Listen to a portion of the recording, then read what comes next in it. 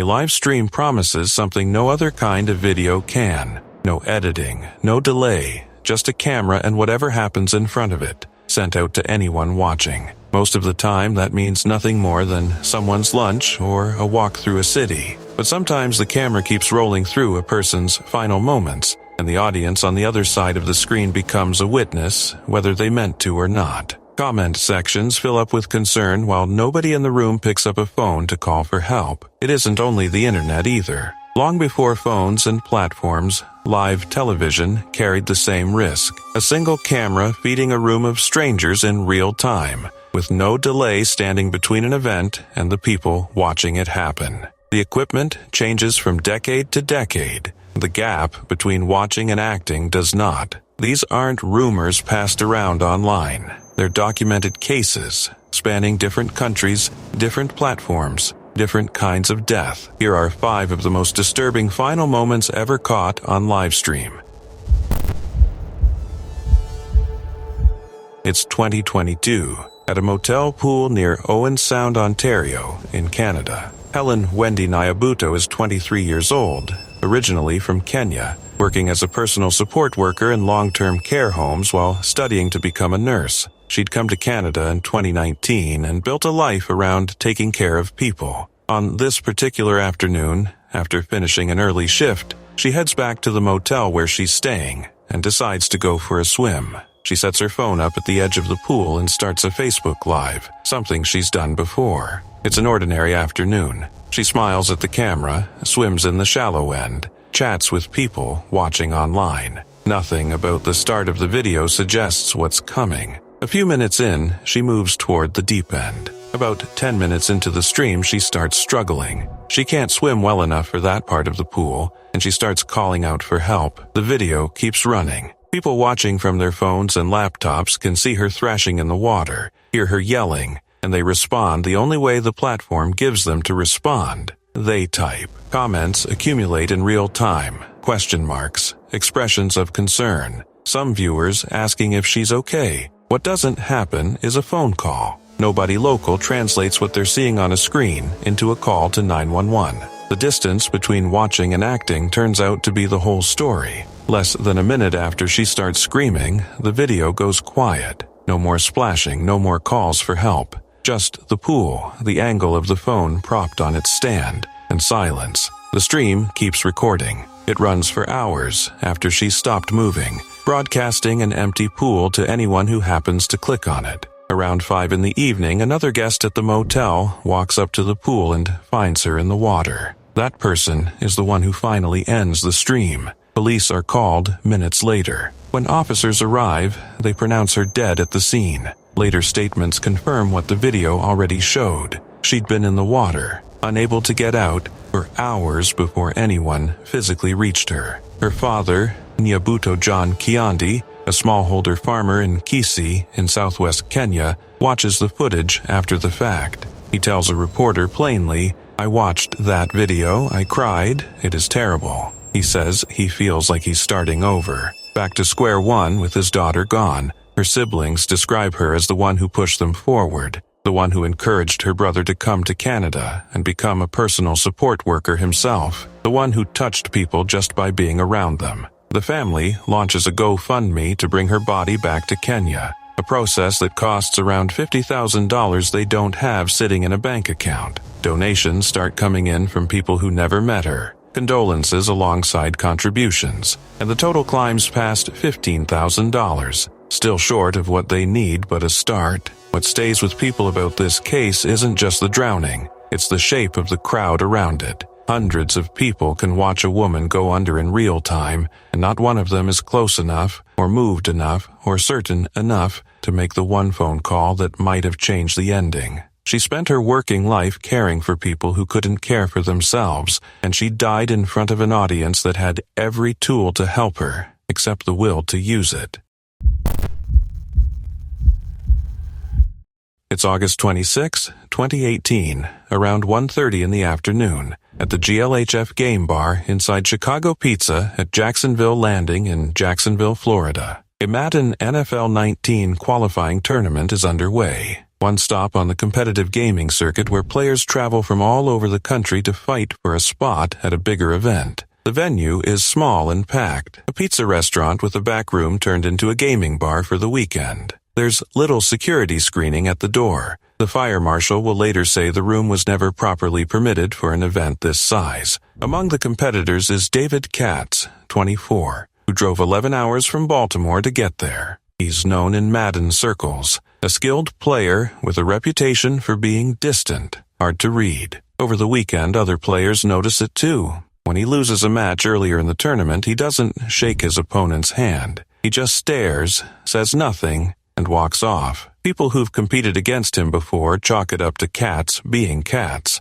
Nobody in that room has any way of knowing what he's carrying with him. That afternoon, Katz loses again. He leaves the building. Minutes later, he comes back in, carrying a .45 caliber handgun and a 9mm, both purchased legally in Maryland weeks earlier. He walks past the hostess stand and into the crowded back room, where the tournament's feature match is being streamed live on Twitch. He raises the .45 and opens fire. The stream is running when it happens. Viewers watching from home, expecting nothing more than a football video game, hear gunfire come through their speakers instead. Screaming. Chaos. The visual feed cuts out almost immediately, but the audio keeps broadcasting for a stretch, carrying the sound of a mass shooting into homes that had tuned in for a Sunday tournament. It's one of the first times an unknowing audience hears the opening moments of a massacre arrive through a live stream built for something else entirely. Inside the room,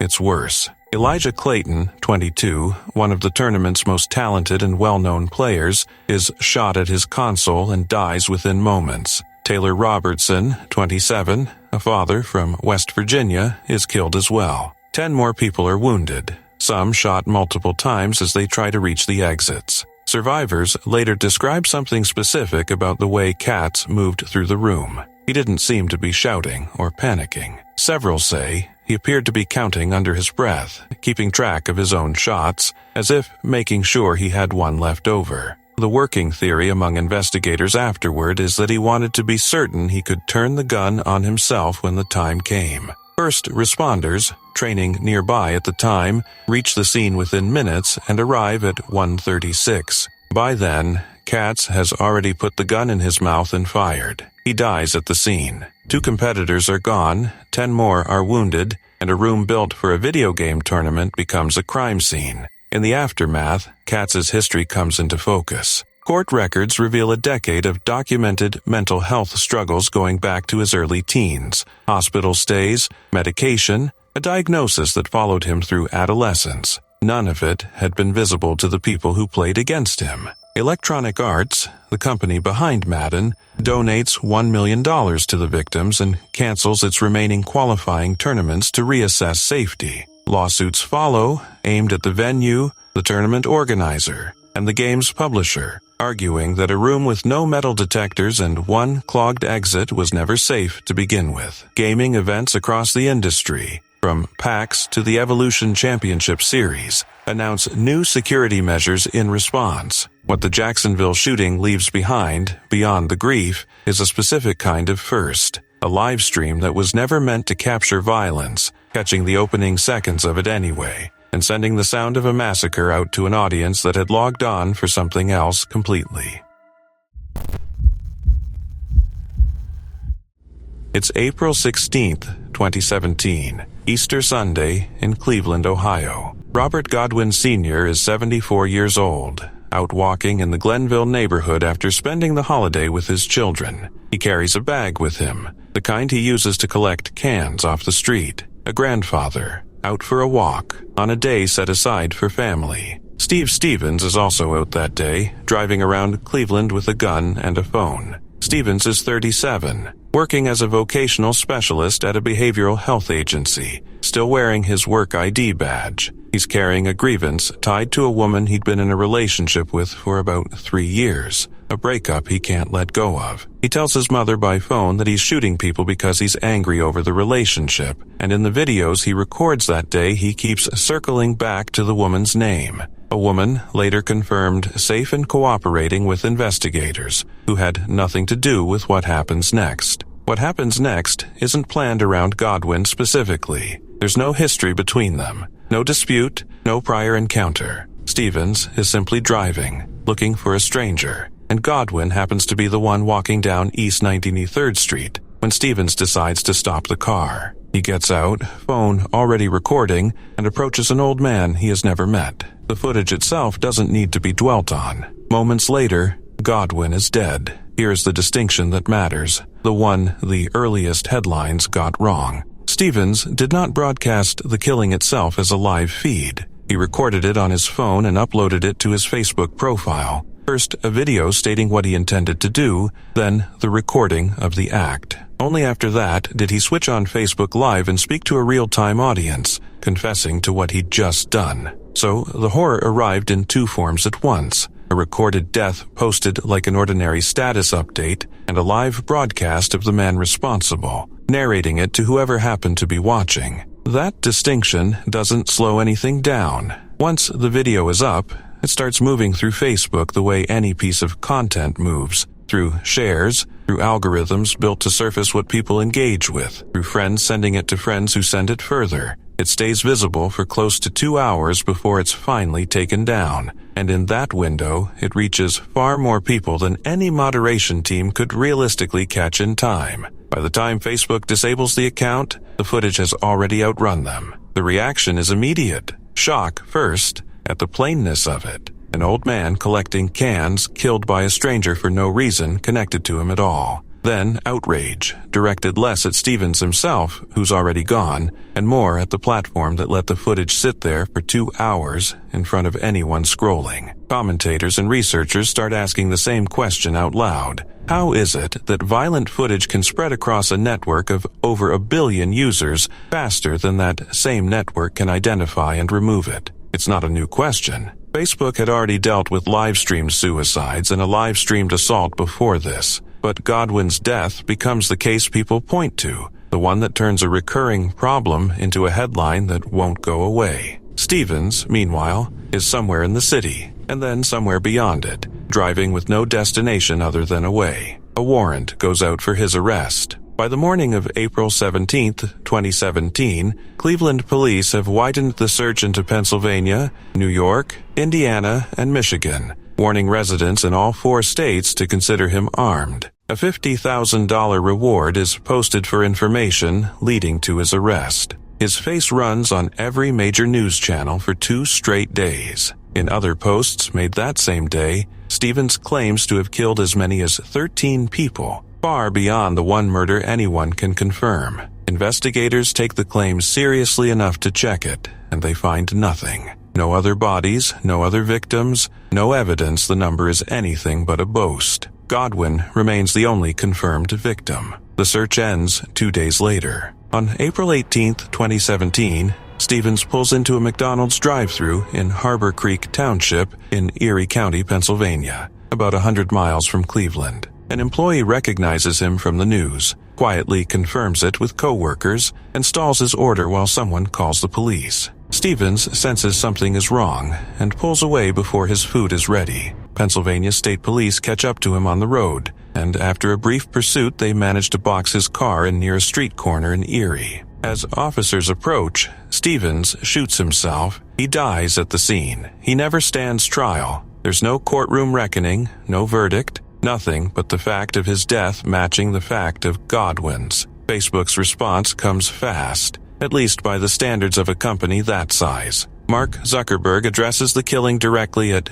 Facebook's F8 developer conference, admitting the platform has more work to do. Within weeks, the company announces it will hire 3,000 additional content reviewers, bringing its global moderation team to roughly 7,500 people, and pushes new artificial intelligence tools and suicide prevention features directly into Facebook Live. It's a real shift in policy, but it's also by nature a response that arrives after the fact. None of it changes what already happened to Godwin. What lingers longest isn't the manhunt or the policy memo. It's what happens to Godwin's name afterward. His family, through relatives like Debbie Godwin, has said plainly and more than once that he doesn't deserve to be remembered only as the man in a viral video. But that's exactly what keeps happening. Years later, His death still gets cited in articles about platform moderation, referenced in academic papers about live streaming, replayed in compilations like this one.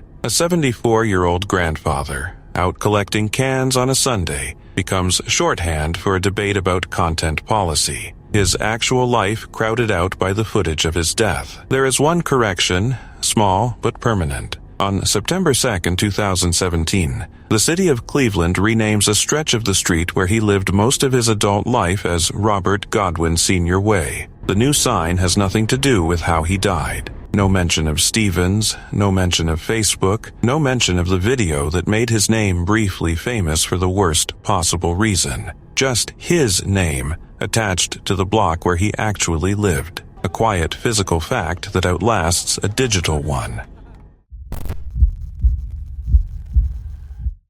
This one comes from long before live streaming had a name, from the age of broadcast television, but the mechanism is identical. A live feed, an audience at home, and no delay standing between the two. It's the morning of July 15, 1974, in Sarasota, Florida, at the studios of WXLT-TV, a local ABC affiliate. Christine Chubbuck is 29 years old, a reporter and the host of a live morning program called Suncoast Digest, a community affairs show that runs interviews and local features at the start of the day. Around the newsroom, she's known as sharp and driven, if private, someone who cared a great deal about the work and about doing it well. What her colleagues don't fully see is how much she's struggling. She has a documented history of depression, has been under the care of a psychiatrist, and has spoken, in ways that weren't taken seriously enough at the time, about how alone she feels. That morning, the program starts the way it always does. Chubbuck runs through local news items on air. Partway through the broadcast, a technical problem keeps a news film from rolling, and she covers the gap by turning to the camera to read from her own script. What she reads isn't the usual copy. She delivers a short, flat statement about the station's appetite for what she calls blood and guts news, telling viewers that in keeping with that policy they are about to see a television first, an attempted suicide, in living color. Then she takes her own life on air. The technical director fades the picture to black within seconds, and the station cuts away to a public service film while staff rush to help her. She is taken to Sarasota Memorial Hospital, still alive when she leaves the studio, and dies about 14 hours later that evening. She is widely recorded as the first person to die by suicide on live American television. Almost everything about the case turns on the fact that it happened live. There was no gap, no producer able to intervene, nothing between what she did and the homes watching a routine morning show. The people who saw it hadn't tuned in for anything but local news and interviews. Some of them called the station in confusion, unsure whether what they'd witnessed was real. It was the same helplessness that shows up in every one of these stories. An audience handed something it never agreed to see and given no way to stop it. What the station did next shaped how the case has been remembered. The footage was never released to the public. The single recording was handed over and by most accounts has stayed out of circulation ever since. One of the few pieces of infamous television that the audience for it can't actually find. In the decades after, Chubbuck's name resurfaced less as a person than as a reference point, cited in debates about sensational news, dramatized in a feature film, and examined in a documentary that both premiered in 2016. Her family and former colleagues have pushed back on the way her death eclipsed her life, the reduction of a real, struggling young woman to a grim footnote about broadcasting. The line she read on air, about a station chasing blood and guts, has often been read since as an indictment of exactly the appetite that keeps her final moment circulating as a curiosity. This last case goes back furthest of all. There's no app, no stream, no phone propped on a stand, and no color set in most living rooms. It belongs here anyway, because it's the origin point of everything already covered. Violence unfolding on a live broadcast, uncut, in front of an audience that showed up expecting something else. It's November 24th, 1963, in Dallas, Texas, in the basement of the Dallas Police Headquarters. Lee Harvey Oswald, the man accused of assassinating President Kennedy 2 days earlier, is being moved from the city jail to the county jail, a transfer that's been announced publicly in advance. Reporters and camera crews pack the basement, cables running everywhere, waiting for what everyone assumes will be a few seconds of footage. A suspect walked from one door to a car, nothing more. Television cameras are rolling for exactly that reason. National networks have their feed live, broadcasting the transfer as it happens, because Oswald has become the most photographed man in the country, and every outlet wants the shot. Reporters expect a walk, a flash of cameras, maybe a shouted question. Nothing about the setup suggests anything else is coming. Jack Ruby steps out of the crowd of reporters. He moves fast, closes the distance in a couple of steps, and fires a single shot into Oswald's stomach at point-blank range. It happens directly in front of the running cameras. No delay, no edit, broadcast live to homes across the country. It becomes the first killing in American history, captured live on national television, watched by people who had turned on their sets that morning for updates on a president's death, not the shooting of his accused assassin. In the studio, the anchors have no way to process what they've just shown. There's no 7-second delay to lean on, no producer able to cut to a commercial fast enough. Viewers hear the confusion in real time, the stammering, the repeated, "Did you see that?" The sound of professionals trained to stay composed, losing that composure on air. It's not staged shock. It's the sound of people realizing, at the same moment as their audience, that what was supposed to be routine coverage just became something else entirely. Nearly 6 decades separate that basement in Dallas from a motel pool in Ontario. The equipment changes almost beyond recognition. A television camera on a tripod becomes a phone propped against a pool chair. A national broadcast becomes a feed that anyone with an account can start from anywhere. What doesn't change is the basic experience sitting on the other side of the glass. An audience tunes in for one thing and gets handed another, with no warning and no way to look away fast enough. Ruby didn't invent that phenomenon so much as he became its first recorded case, turning a room full of reporters expecting a transfer into a room full of witnesses to a killing they never agreed to see. 6 decades, 5 different cameras, and the same gap every time. The technology kept changing, but the audience's helplessness in front of a screen never did. A basement in Dallas, a news desk in Sarasota, a motel pool in Ontario, a game bar in Jacksonville, a street in Cleveland. Different decades, different platforms, the same distance between watching and doing something about it. These aren't cautionary tales built for effect. They're documented cases on the record of how fast an ordinary broadcast can turn into somebody's last moments.